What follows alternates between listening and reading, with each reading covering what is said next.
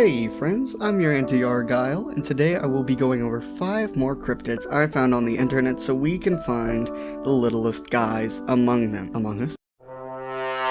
Please don't click away. I see my stats, please.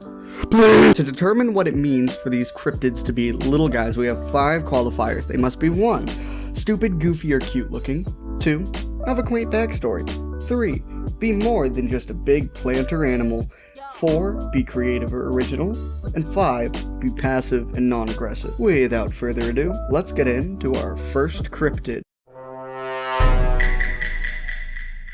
The Flatwoods Monster is one of the classic big baddies to cryptozoologists. At 7:15 p.m., September 12th, 1954, in Flatwoods, West Virginia, 3 little boys saw a bright flash across the sky crash into a plot of farmland. They went home, told their parents, and the locals took off into the farmlands to try and find the crash. After about a quarter mile, they stumbled across a ball of flames, which was accompanied by the lovely metallic odor and mist that burned their eyes and nostrils. One of the locals' dogs had bolted off in one direction and came back with its tail between its legs. Shortly after, a pair of bright red lights lit up in the distance, and while a local panned his flashlight over the trees, he saw this creature, 10 feet tall, with metallic body armor and a mask that resembled an ace of spades with 2 circular eyes. It hissed at the group and started quickly floating away towards the light. The group, terrified, got the hell out of those woods. Later sheriff reports could not find any evidence of the crash except for a lingering, burnt metallic odor. Now let's consider how much of a little guy our Flatwoods Monster is. 1. I don't think he's a monster at all. I think they're rather sweet and goofy looking. 2. The story is quaint, especially considering that the account is somewhat true. 3. It's a robot alien. Nice. 4. Nothing really strikes me about a UFO crash and alien sighting. I feel like we get those every day. 5. It was more frightened of the humans than I think the humans were frightened of it. It doesn't seem dangerous at all. I honestly didn't expect this little man to get a 4 out of 5, but here we are. On to the next cryptid. The Hoan Kiem Turtle is a former cryptid. However, it is representative of an important figure in Vietnamese mythology, and I'll tell you why that is. According to Vietnamese mythology, Emperor Le Loi visited this lake to go boating. He had with him his magic sword, Hoan Thien. He was peacefully floating along when, from the water, the golden turtle god Kim Quy appeared to him. Kim Quy had said to him that the sword had been lent to him by the Dragon King, Long Vuong. Le Loi realized that Kim Quy was a servant to Long Vuong, and it was time to return his sword. He placed the sword atop Kim Quy, and he sunk back into the water. Le Loi then dubbed the lake Hoan Kiem, which means Lake of the Returned Sword. Awesome name. Great name for a lake. This leads to actual sightings of Kim Quy, the golden turtle god. This is a brief description of animal violence, so if that isn't okay with you, please skip to this timestamp. I won't take it personally.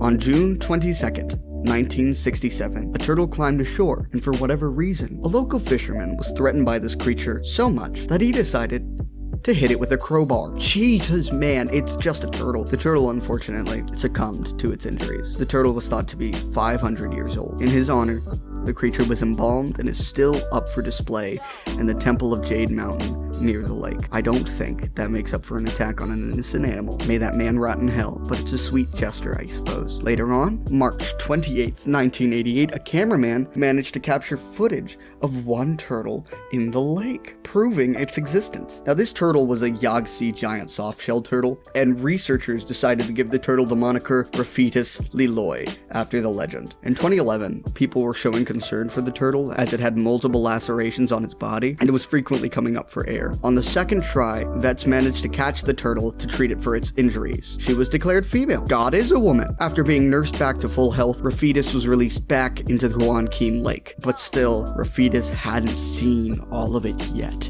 The Hoan Kiem Lake was found to be polluted and toxic, so dredging was done to the lake. The turtle surfaced 6 times in January of 2015, which isn't a good sign, and she was last seen alive December of 2015. Raphitis would later be found dead on January 19th, 2016, a national tragedy. And honestly, still a tragedy now. My heart fully goes out to this little turtle guy. She was embalmed and put next to her other turtle friend in the Temple of Jade Mountain. Rest in peace, Raphitis.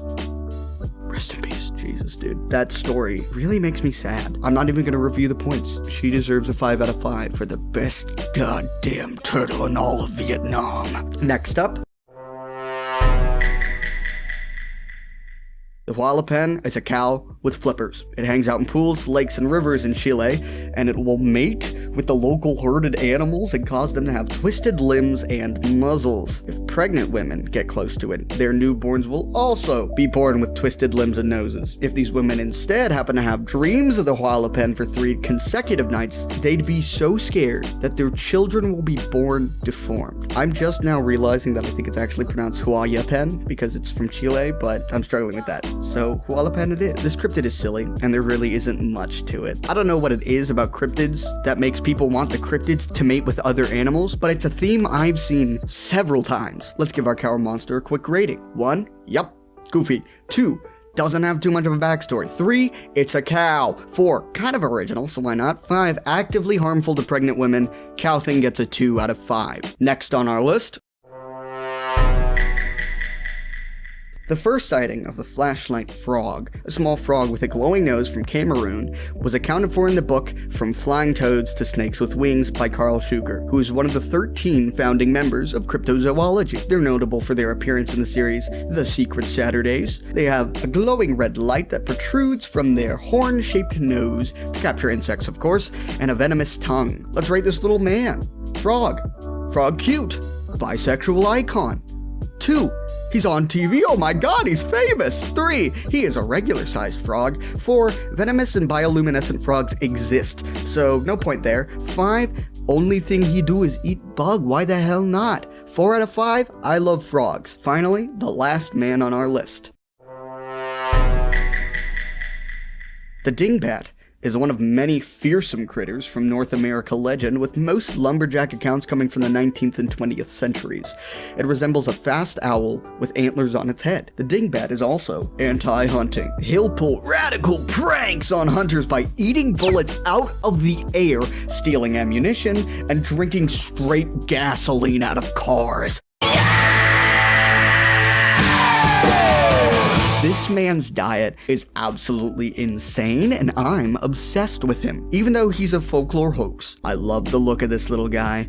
I love that he's a little mischievous man, so let's have a look-see at how he rates. 1, adorable. No further comment. 2, he's iconic. His present is his backstory. 3, not an oversized owl. 4, hell yeah bro, very neat combination of his abilities and personality. Love it. 5, he doesn't attack people, he only screws with them, and that makes our silly little Dingbat a perfect 5 out of 5.